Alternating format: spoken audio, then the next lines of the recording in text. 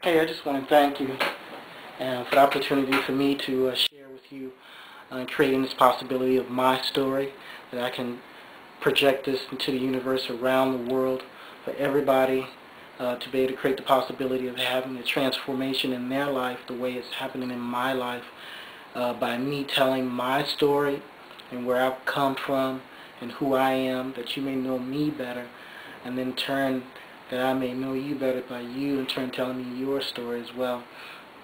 Well, to carry on from the previous one, uh, after I finished music, I moved to New York.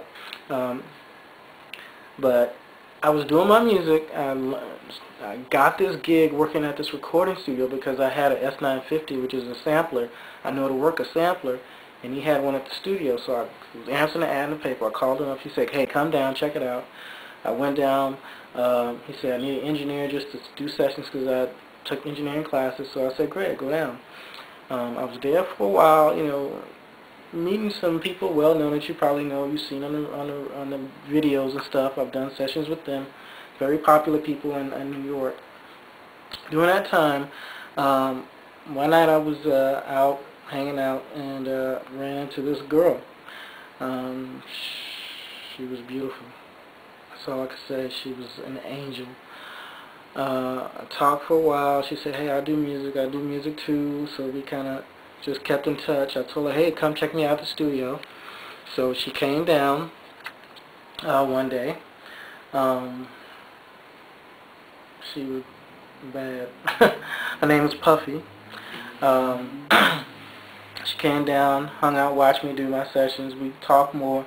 We really had a great connection because, um, me coming from where I came from, I wasn't as hard as the people were in New York, and she appreciated that. And I appreciated that because she came from Dover, Delaware. She wasn't really like New Yorkers. We talked about food, we talked about art, we talked about all those different things. She was just really nice. So eventually we started going together. We went together for about a year. At that time we did everything. We went everywhere. Art. I mean, I was really, really in love with this girl.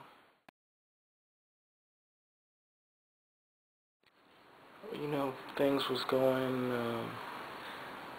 kind of great for a while, but then it started to, we just started to kind of like get a little, I don't know, it's just kind of hard, and it was one of the hardest things I had to do was just to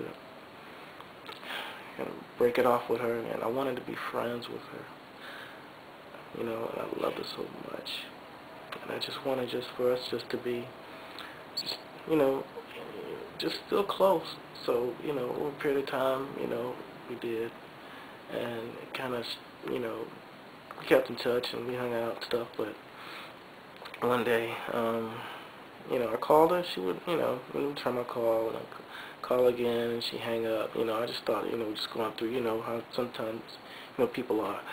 One day I saw her neighbor. I was on the train, on the 6th train in Grand Central, and I said, "Hey, what's up with Puffy?" And he's like, "Well, you haven't heard, or what?" I said, "She's dead." I was like, "She's dead?" I was like, "Are you out of your mind? She's dead." I was like, "What?" He was like, "Yeah." I was like, "You know what? I was working. I went straight over. I went straight over. I was like, "What? Are you out your mind?" And I spoke to the manager, and she said, "Yeah, we took all that stuff. Nobody claimed it." I was like, "What? Nobody even cared enough?"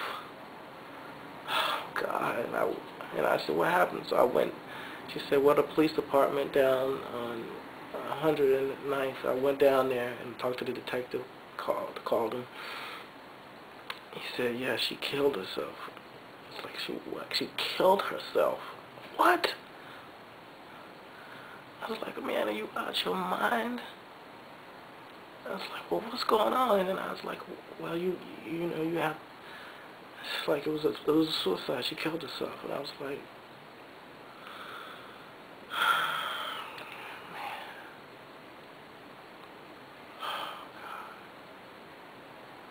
So what I did was I went down, I had to go down to the hospital where they had her body still. Nobody claimed it, nobody.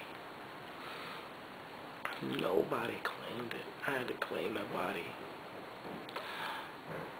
The hardest thing I ever had to do.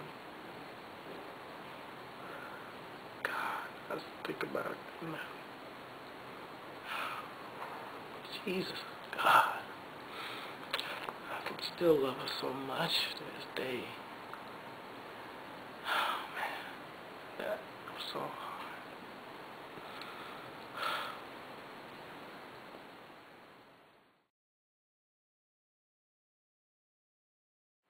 And one day I was a couple of days later when I was at work, I had a receptionist called me up to the front, said somebody's here to see you, and I was like, who? I went, and this lady came to me and asked me if I knew anyone who had died. And I said, yeah. Yes, I do. She was from the health department.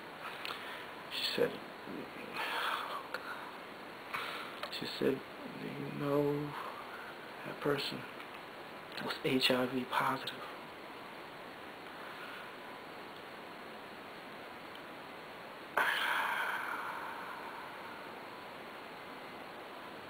I didn't know. I said, no. She never told me. She told me. But I don't have any anger for her. I just feel that hurt that she was feeling inside all the time. And I was with her and she couldn't tell me. You know, that thing that made it worse because she couldn't tell me. I wouldn't have left her. But, so she said I had to go get tested right away, and I knew that, but my mind was not even in the right mind. I was, God, I had to go through this. Only God got me through that. I've never been in, it was daylight, 12 o'clock in the afternoon when I went to get tested, and it was the darkest day I'd ever seen in my life. It was pitch black, and all I remember was this tree in front of the building. It was black. It was black. I went in there and I tested. I went through everything with him. He said, you probably don't have anything. And I had to wait a week for the results. It was the longest day of my life.